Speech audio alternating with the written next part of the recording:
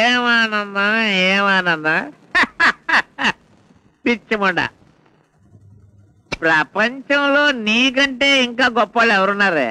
ఎవ్వరు లేరు, ఎవరు లేరు. పిరికి వాళ్ళు నిన్ను సేవిస్తే ధైర్యవంతులు అవుతారు, మూర్ఖులు నిన్ను సేవిస్తే మహర్షులు అవుతారు, అజ్ఞానులు నిన్ను పూజిస్తే విజ్ఞానులు అవుతారు, పామర్లు నిన్ను ప్రేమిస్తే పండితులు అవుతారు. ఓ మందు, ఓ మందు, మందు మందు నీకు నీకు నా హృదయాన్ని ముక్కలు చేసి నువ్వు నేలపాలైపోయావా మందు? ఎంత పని జరిగింది మందు? నా చేతులతో నేనే నిన్ను మర్డర్ చేశాను మందు. నా పాపాలు నిష్కృత లేదు మందు. అయ్యో ఊరుకోడు సార్, పెద్దవారు మీరు ఏడవకూడదు. ఎలాంటి సమయంలోనే కాస్త ధైర్యంగా ఉండాలి. కష్టాలు తాగే వాళ్ళకి కాకుండా తాగని వాళ్ళకి వస్తాయా? తట్టుకోండి. నేను తట్టుకోలేను బాబు, తట్టుకోలేను. ఎంతో ప్రేమగా జాగ్రత్తగా షాపు దగ్గర నుండి సంటి ముండని ఇంటికి ఎండ తగలకుండా తెచ్చి నేలపాలు చేశాను బాబు. నేను తట్టుకోలేను నాయనా. నేను తట్టుకోవాలండి, ఇంకో హాఫ్ కావాలి బాబు. హాఫ్ ఏంటి కర్మ, ఫుల్ కుడుతురుగాలండి. ముందు మీరు ఏడవడం మానండి. ఎలాంటి సమయంలోనే కాస్త హ్యాపీగా ఉండాలి. హ్యాపీగా హ్యాపీ ఎవడయ్యా హ్యాపీ? సీసా పగిలి మొక్కలు ఏడుస్తుంటే మీసాలు సర్దుకోమన్నాడట వెనకడికి ఎవడు. నా మందు నేలపాలైపోవడం నీకు సంతోషమా? నీకు సంతోషం లేదండి. నేను చెప్పేది వినండి. అసలు నేను ఎందుకు వచ్చానంటే, మందు సంఘం అంతా కలిసి మీకు సన్మానం చేసి మందు మహాప్రపూర్ణ అని బిరుదు ఇవ్వాలని ఉత్సాహపడుతున్నారండి. ఎందుకు? ఎందుకంటారు ఏమిటండి, అసలు మీరు ప్రతిరోజు ప్రతి నిమిషం క్రమం తప్పకుండా మందు కొడుతున్నారు కాబట్టి మీ గొప్పతనాన్ని లోకమంతా చాటి చెప్పేందుకు సాగునీరు కూడా వేయాలని చూస్తున్నారండి. నా గొప్పతనాన్ని ఇన్నాళ్ళకి ప్రపంచం గుర్తించిందన్నమాట. ముందు మీరు లేవండి, లేవండి, లేవండి చెప్తాను.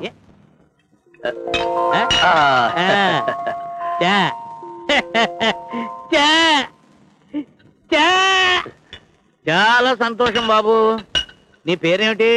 నా పేరు మోహన్ బాబు అండి. చాలా మంచివాణ్ణి, కాకపోతే ఇంకా పెళ్లి చేసుకోలేదండి.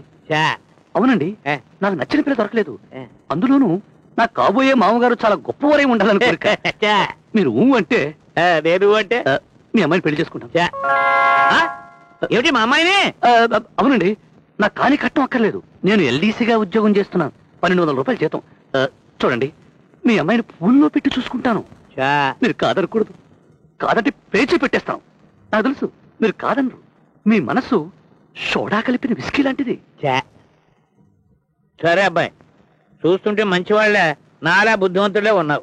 అమ్మాయిని కూడా ఒక్క మాట అడిగి. అక్కర్లేదు, ఆ మాటలు నేను ఎప్పుడు అడిగేశాను. అంటే మీరు బ్రాందీ నీళ్ళలో కలిసిపోయారన్నమాట. Good good good good, very good very good very good. మరి నా సన్మానం బిరుదు? రేపే సన్మానం, రేపే బిరుదు. మందు మహాప్రపూర్ణ పానకాలు గారికి జై జై.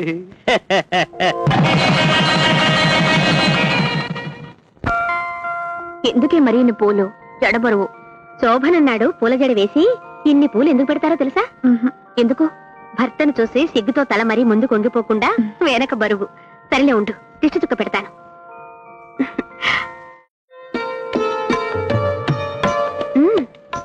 నువ్వు లోపలికి వెళ్ళితేయా? నాకే, నువ్వెక్కడ నిలబడు, నేను బయట గొళ్ళెం పెట్టి వెళ్ళిపోతాను. వెళ్ళు.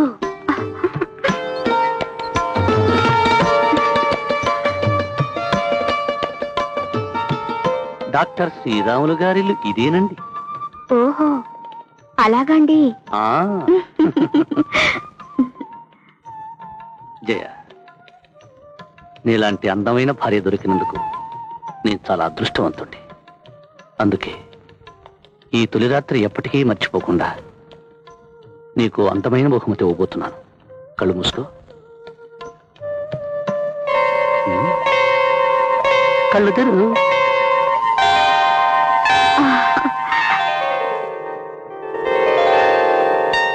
జయ, థ్యాంక్స్ అండి. నేను మీకు బహుమతి ఇస్తాను. నిజంగా? ఉన్న ఉద్యోగం కాకుండా ఏదైనా పార్ట్ టైం జాబ్ చూసుకున్నావా? కాదు, ఓ లైఫ్ టైం జాబ్.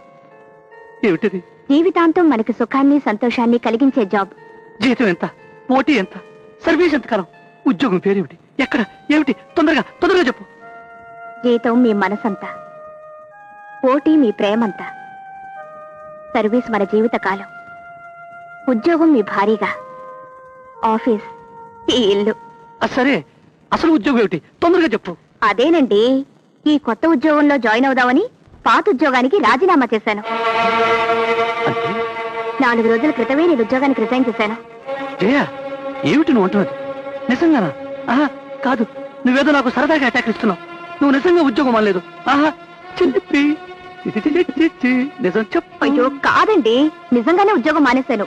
మేమీ దొట్టు. ఓ రాయుడు, ఇది ఎంత పని చేసిందిరా బాబు. జయ, ఇది మోసపు అటాక్, చిటికి అటాక్. నాకు కుదరదు. అసలు నేను ఎందుకు పెళ్లి చేసుకున్నాను? నాకు ఉద్యోగం ఉందనా? ఆహా, కాదనుకో, అయినా నువ్వు ఉద్యోగం చేయాలి. మీకొచ్చే జీతంతో మనిద్దరం హాయిగా బ్రతకలేమంటారా? హాయిగా కాదు, అసలు బతకడమే కష్టం. ఎందుకని? నేనొక్కడే ఉద్యోగం చేస్తున్నాను, నా భార్య ఉద్యోగం చేయలేదు. 5 రూపాయలు కిలో ఉల్లిపాయలు 2.5 రూపాయలకే ఇవ్వరా బాబు అంటే చిప్ప అంటాడు కిరాణా కొట్టువాడు. అయ్యా బాబు, నా భార్యకు ఉద్యోగం లేదు, మూర పువ్వులు 20 పైసలకే ఇవ్వరా అంటే మళ్ళీ కనిపించు అంటాడు పూల కుట్టువాడు. బాబు, నా భార్యకు ఉద్యోగం లేదు, ఒకే టికెట్ మీద మా ఇద్దరిని సినిమాకు పంపించు అంటే వైకుంఠ ఏకాదశికో శివరాత్రికో కనిపించు అని మొహం మీద ఉమ్మేసి పంపిస్తాడు ఆ సినిమా థియేటర్ వాడు.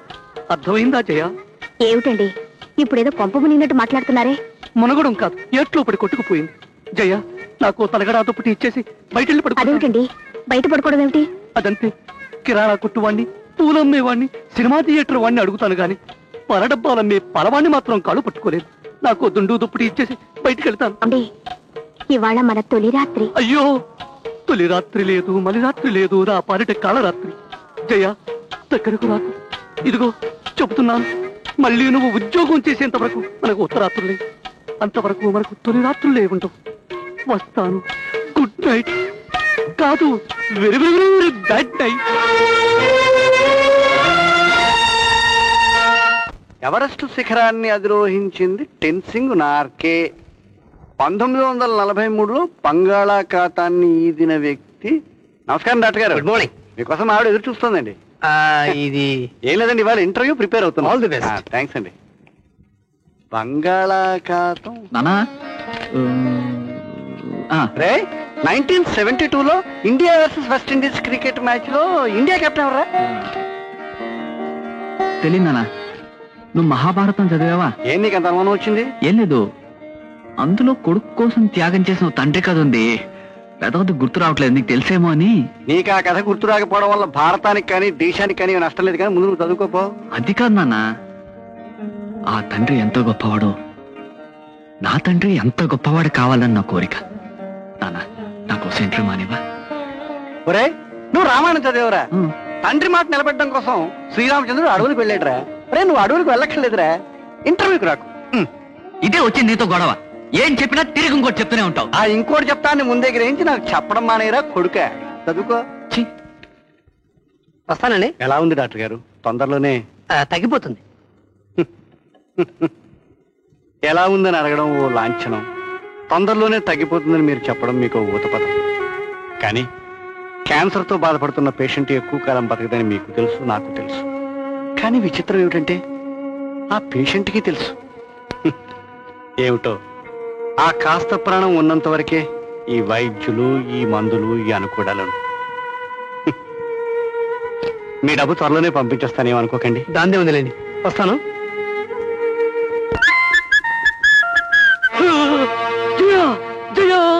ఏమిటండి ఆ కేకలు? ఏమైంది? ఏమిటిది? బ్రష్, ఇదేమిటి? పేస్ట్. అది నాకు తెలుసు, ఇది ఎంత పొడుగుంటే అంత పేస్ట్ వేసే విడివేనా? మరి జయ, ఇంతకు ముందు నా ఒక్కడి జీతం మీద నేను ఒక్కడిని బ్రతికేవాడిని, అందుకని ఫుల్గా వేసుకునేవాడిని. ఇప్పుడు మనం ఇద్దరం బ్రతకాలి కదా, అందుకే సగం పేస్టే వేసుకోవాలి. ఎందుకంటే నీకు ఉద్యోగం లేదు. జయ, జయ, అబ్బబ్బా, ఏమిటి చెప్పండి. కాఫీలో పంచదార, ఎంత దుస్సాహసం! ఏమిటి, కాఫీలో పంచదార తక్కువ వేశానా? సారీ అండి, ఈసారి కరెక్ట్ గా. ఆగు! ఎంత ధైర్యం! రేపటి నుంచి కాఫీలో పంచదార తక్కువే. చి అసలు వేనే వేకు. ఎందుకో తెలుసా? నీకు ఉద్యోగం లేదు.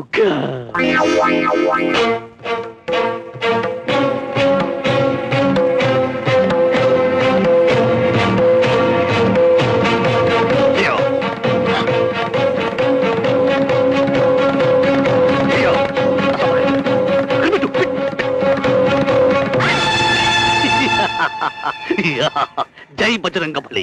ఇదిగో ఆ ముక్కతోనే నెలంతా నీ బట్టలు ఉతుక్కో. చల్లేదనుకో మాసిపోయిన బట్టలు ఇస్త్రీ చేసుకుని కట్టేసుకో.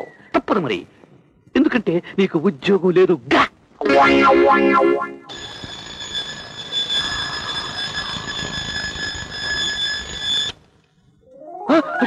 అయ్యో ఓ నాయనో, కొంపలాడిపోయారా బాబు. జయ జయ. ఏమండి మారిపోయారా? నేను మారిపోలేదు, నువ్వు దూరంగా ఉండు. దగ్గరికి వస్తే పారిపోతాను. మన 1 గంట వరకు ఫ్యాన్. ఎందుకండి? ఎందుకేమిటి? నీకు ఉద్యోగం లేదు. పేపర్ బాబు, రేపటి నుంచి పేపర్ అయ్యకు. దీన్ని సంవత్సరంతో చదువుకుంటాను. ఎందుకంటే నీకు అర్థం కాదు. నువ్వు వెళ్ళిపో.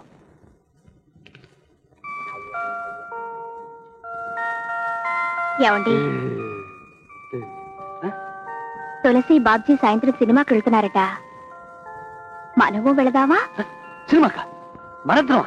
ఏ వెళ్ళకూడదా? ఉద్యోగం లేని వాళ్ళంతా సినిమాలు చూడడం మానేశారా? ప్లీజ్ ప్లీజ్ అండి. Okay okay okay.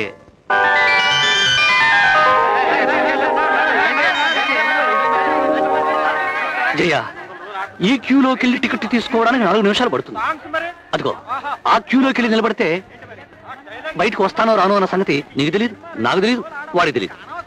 ఏది ఏమైనా అదే క్యూలోకి వెళ్ళి టికెట్లు తీసుకొస్తా. ఎందుకంటే నీకు తెలుసు.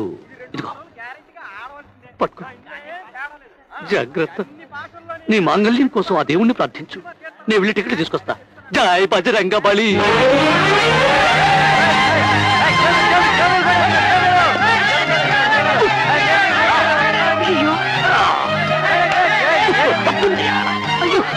అయ్యో ఏమండి?